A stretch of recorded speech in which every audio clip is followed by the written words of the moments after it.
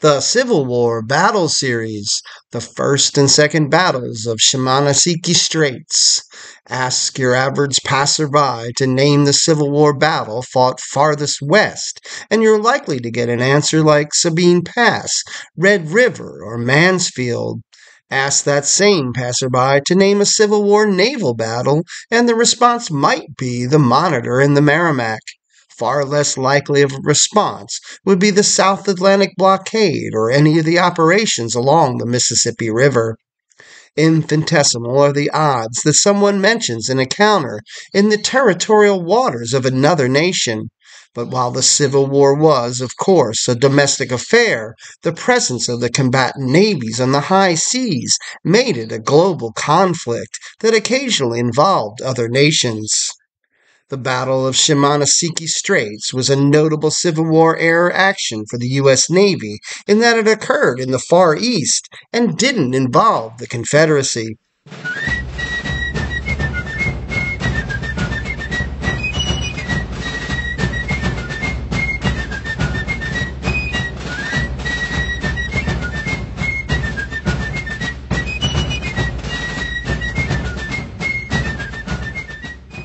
To help counter the industrial and trade advantages inherited in the North, the Confederacy commissioned a series of commerce raiders to harass and nullify Union merchant vessels on the high seas.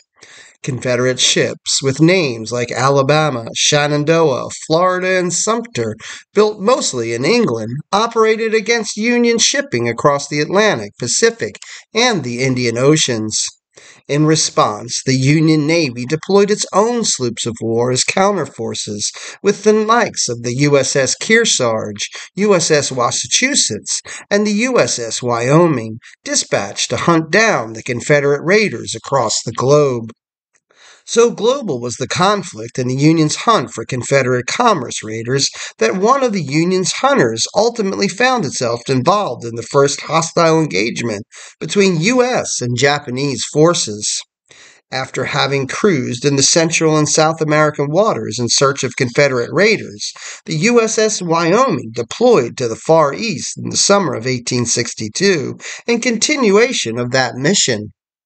Although her time in the Far East would see her operate in and around Machu, Santa, and Dutch East Indies, much of the Wyoming's time would be spent in Japanese waters.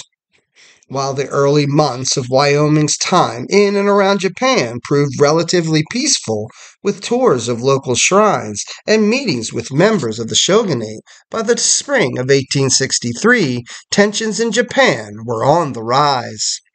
The ongoing British response to the September 1862 murder of merchant Charles Richardson was fueling anti-foreign sentiment. In May, the American legation in Edo burned. By June, the Japanese government was ordering all foreigners to leave the country by the 25th of June. The day after the expulsion deadline passed, tensions spilled over into hostilities when two vessels of one of the local Japanese feudal lords attacked the American merchant vessel Pembroke in the Straits of Shimonoseki. Although Pembroke escaped unscathed when word of the incident reached Captain David McDougal of the Wyoming and the U.S. Minister Robert Pern in July, it was determined that the Japanese attack could not go unanswered. On July 13th, Wyoming weighed anchor and proceeded to the scene of the incident. Entering the straits on the morning of July 16, 1863, Wyoming engaged the forces of the daimyō, including a steamer, brig, and barque, as well as several shore batteries. In a battle that lasted little more than an hour, Wyoming managed to inflict heavy damage on the brig of the Japanese steamer, which was last seen sinking by the stern. In turn, the Wyoming, which had briefly run aground during the action, lost only 4 men to enemy fire.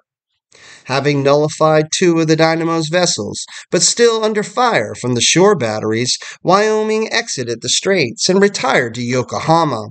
With the Battle of Shimonoseki Straits over, Wyoming's crew effected repairs, and she resumed her hunt for Confederate commerce raiders once more.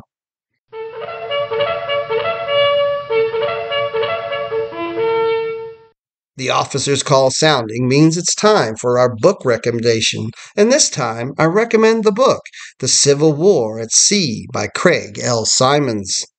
Continuing in the vein of his Lincoln Prize-winning book, Lincoln and His Admirals, acclaimed naval historian Craig L. Symonds presents a masterful history of the Civil War navies, both Union and Confederate, and places them within the broader context of the emerging industrial age.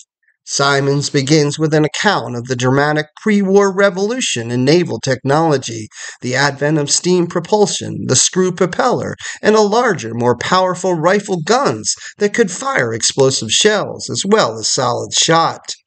These extraordinary changes were epitomized in the famous Battle of the Ironclads, one of the greatest stories of the Civil War, pitting USS Monitor against the larger and more heavily armed CSS Virginia. Symonds also offers an overview of Lincoln's blockade of the South, a vast campaign involving as many as 500 ships and 100,000 men, discusses the fierce naval war for control of the rivers of the West, and looks at the important siege of Charleston, which would last 3 years and involve 40,000 men and 60 warships. Symonds concludes with the 3 key episodes from the end of the war: the dramatic Battle of Mobile Bay, where Farragut delivered his famous cry, "Damn the torpedoes, full speed ahead!" The Battle of Wilmington, where combined naval and army forces successfully overran Fort Fisher, a giant earthwork fort called by one historian the mightiest fortress in America, and the remarkable cruise of the CSS Shenandoah, a round-the-world voyage of 58,000 miles, during which she captured 38 prizes, mostly after Lee had surrendered. The Civil War at Sea illuminates a little discussed and greatly undervalued aspect of America's national conflict. Concise yet comprehensive, this volume is a lively addition to the field of naval history and gets MaddHattal's rating of highly recommended.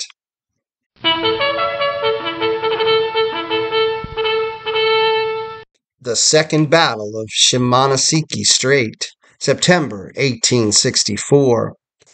By the summer of 1864, the European powers finally resolved to take coordinated action against the Chōshū and the Satsuma, and planning commenced. Britain, France, and the Dutch all agreed to participate. Although the American Civil War was still raging, the United States agreed to a token participation. However, all the ships of the other navies were steam-powered by this time, making sail-powered Jamestown more of a liability than a help. As a result, Captain Price chartered the steamship Taking, armed with a 30-pounder Parrott gun with a crew of 70, 18 of which were Americans, under the command of Lieutenant Frederick Pearson, and placed the ship under the command of British Admiral Augustus Cooper, which may have been a first for the U.S. Navy. In late August, most of the force departed Yokohama. Jamestown remained behind to protect the foreign enclave at Yokohama. USS Taking rendezvoused with the force at Himeshima Island. The fleet included 8 British steam warships led by Admiral Cupper on screw frigate HMS Euryalus, and included the ponderous 89-gun steam ship-of-the-line HMS Conqueror. The French contributed 3 steam warships under the command of Admiral C. Juarez, including screw frigate Semiramis. The Dutch contributed 4 screw corvettes. As the Chōshū were considered the strongest and most aggressive of the rebellious daimyō, the first objective of the force was the Shimonoswki Straits. On September 4, 1864, the Allied force formed up into 3 columns based on nationality, with the Taking bringing up the rear in the French column. The force then anchored in sight of the Chōshū gun batteries in a show of force.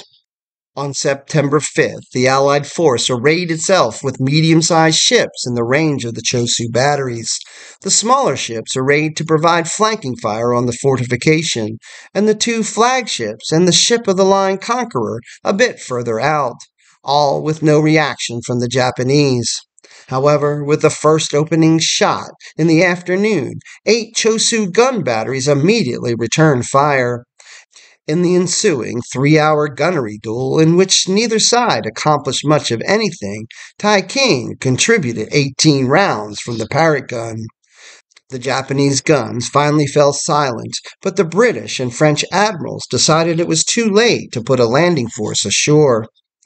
At dawn on September 6, the Japanese had the boldness to open fire first, quickly scoring multiple hits on 2 ships before being overpowered by the combined guns of the Allied force. Once the Japanese fire had been suppressed, Taikang and 7 of the smaller ships towed boats with 1,000 Royal Marines and armed British, French, and Dutch sailors to shore. The landing went off without a hitch, but the 17-gun corvette HMS Pearsus was swept aground. The landing force overpowered opposition as it subsequently rolled up the Japanese batteries, spiking the guns and blowing up magazines.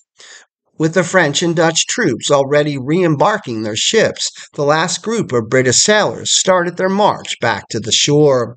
A sudden surprise Japanese counterattack threatened the British sailors, but was beaten off by the Royal Marines. Further attempts at Chōshū resistance were met with overwhelming firepower from the ships. On September 7th, the Allies carted off 62 Chōshū cannons and destroyed the rest. On 8 September, the Chōshū forces surrendered. Taikang, which had Jamestown surgeon embarked, served as a hospital ship for the Allied forces, returning 23 wounded personnel to Yokohama. The accord drawn up after the ceasefire was extremely punitive, requiring the Shogunate to pay the equivalent of $3 million. The Shogunate could not pay. They were forced to open another treaty port and make other trade concessions to the Western powers, further weakening the Shogunate in relation to growing imperial power. The Second Battle of Shimonoseki Straits cost the Allies 72 casualties. The British suffered 8 killed and 30 wounded. The Japanese reportedly suffered 47 casualties. 3 Victoria Crosses, Britain's highest award for valor, were awarded as a result of the action. One was American-born ordinary seaman William Seeley, serving in the Royal Navy, for a daring reconnaissance of a Japanese position, and although wounded, he continued in the final assault on the battery. Seeley was the first American to be awarded the Victoria Cross. It's your history. Learn it, know it, and love it.